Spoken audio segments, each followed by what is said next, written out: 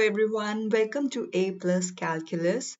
And in this video, we are going to learn every concept that you need to know for digital SAT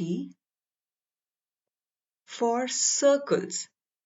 And this is just one video. We will be doing a video on every topic of digital SAT.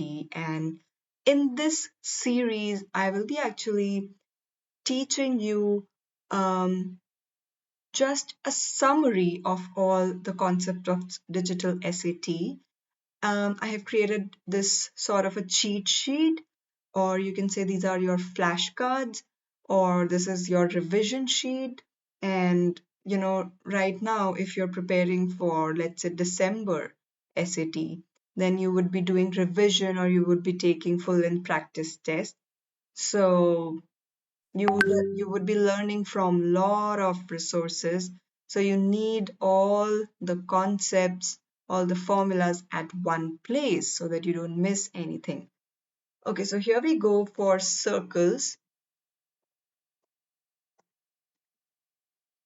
So in circles, the very basic concepts that you need to know are the concepts of area and circumference, which you actually learn in your middle school. You know that area of circle is pi r square. Circumference is given by 2 pi r, where r is the radius of the circle.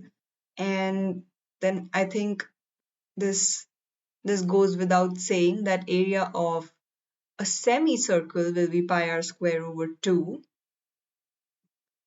Okay, after that there is equations of circles. In equations of circles, you can actually expect easily 2 to 3 questions on digital SAT. This is very important. Okay, now you know how everything has an equation in two-dimensional space. Like a line has an equation, y is equal to mx plus b. Similarly, circles also have equations. And the equation of a circle is given by x minus h whole square plus y minus k whole square equals to r square, where h comma k is the center of the circle on two-dimensional space and r is the radius, and this is the standard form of the equation. On SAT Math, most of the times you will get to see the expanded form of the equation of the circle, which looks like this. X square plus 2gx plus y square plus 2fy is equal to c. That's your expanded form.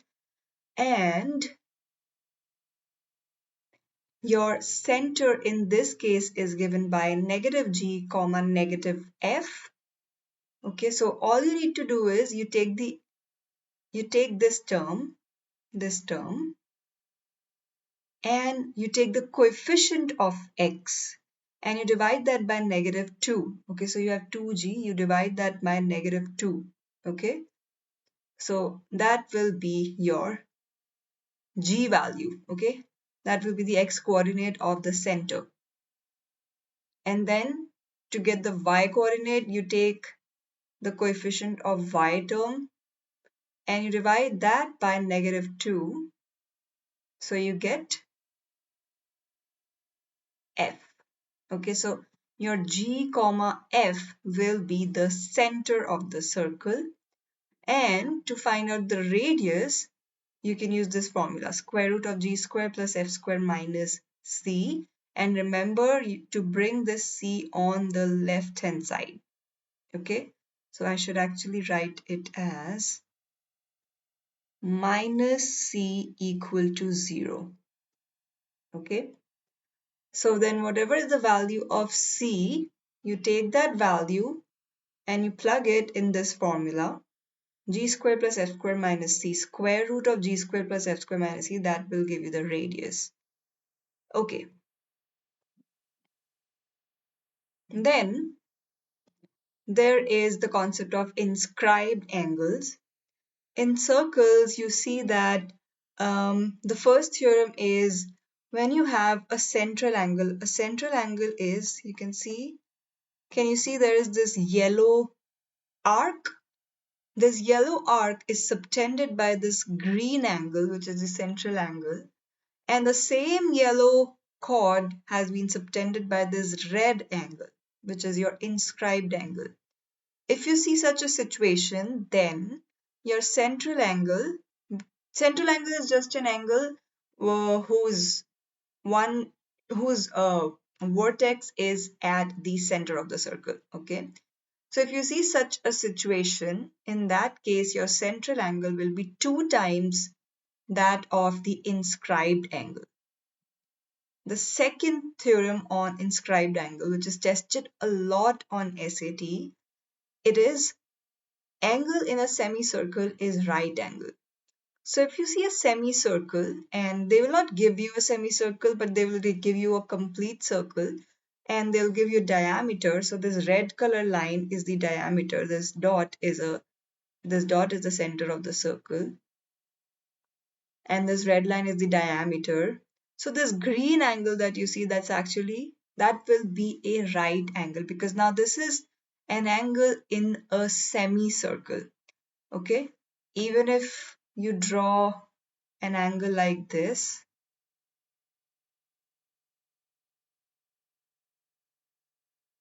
will also be a right angle.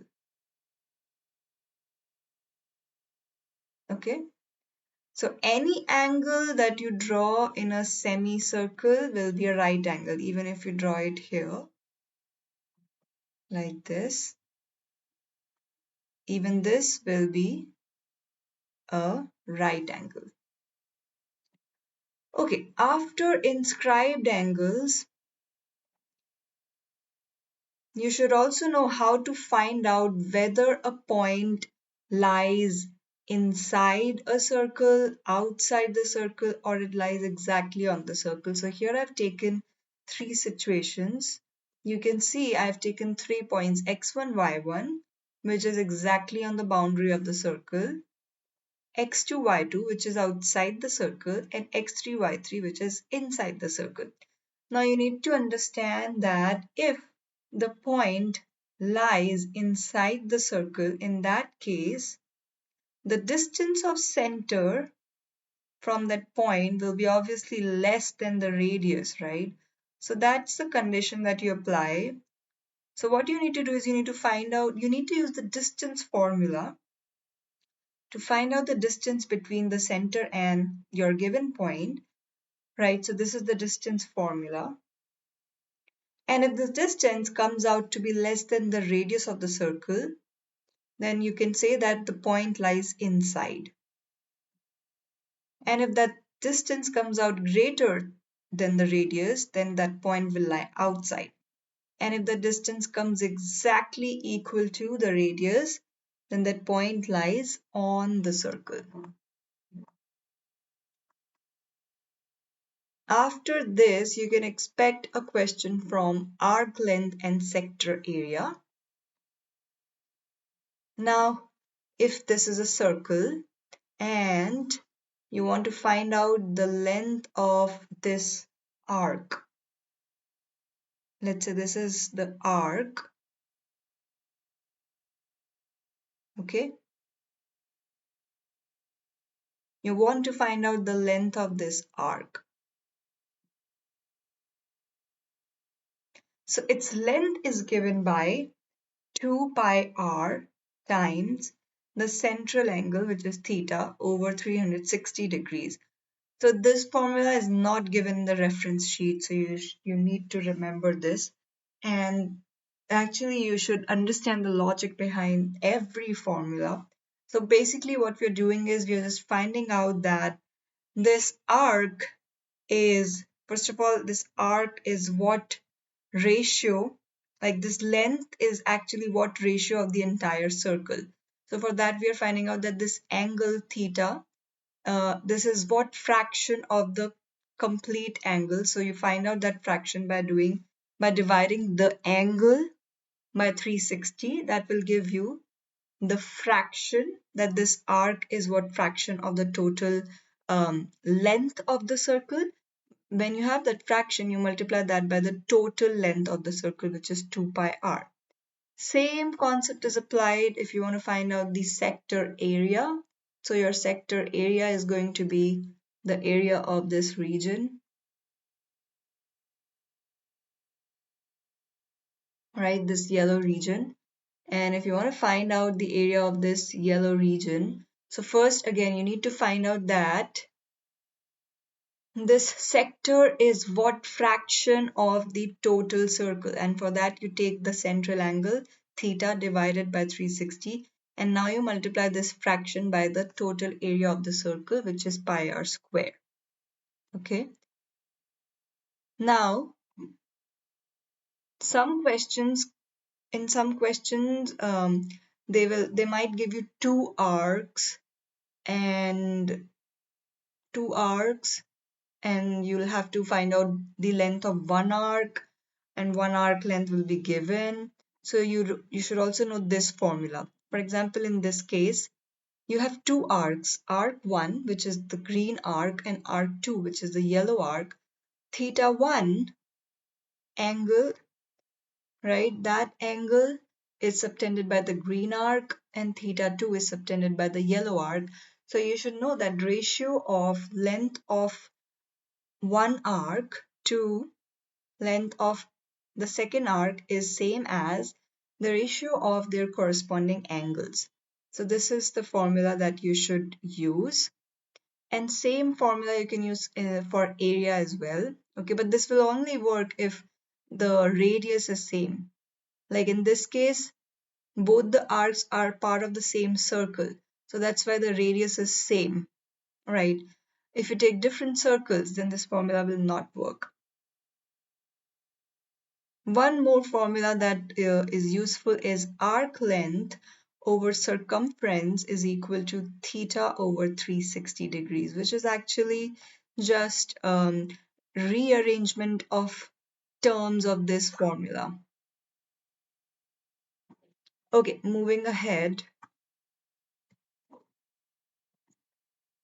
I think that's pretty much all that you need to know about circles. And one more concept is distance covered by a wheel in n revolutions is given by n times 2 pi r, because 2 pi r will be the distance covered in one revolution. So distance covered in n revolutions will be 2 pi r times n. One more concept that you should know is if you have a circle and you draw a triangle inside it.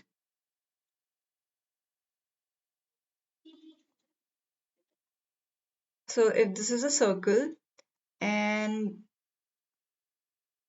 this is the center of the circle and you draw a triangle like this,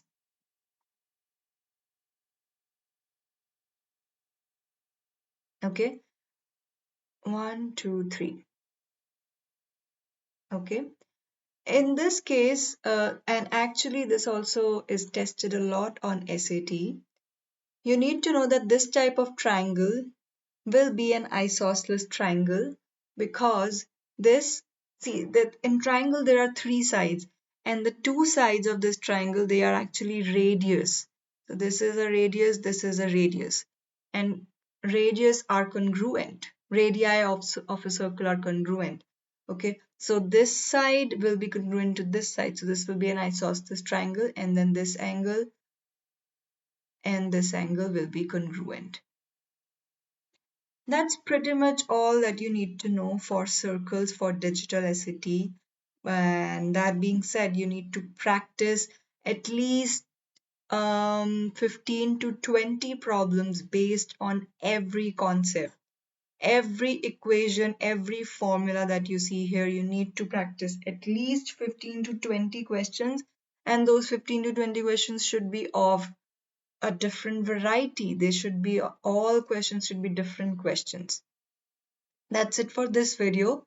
In the next video, we will learn all the concepts related to quadratics that you need to know for your digital SAT.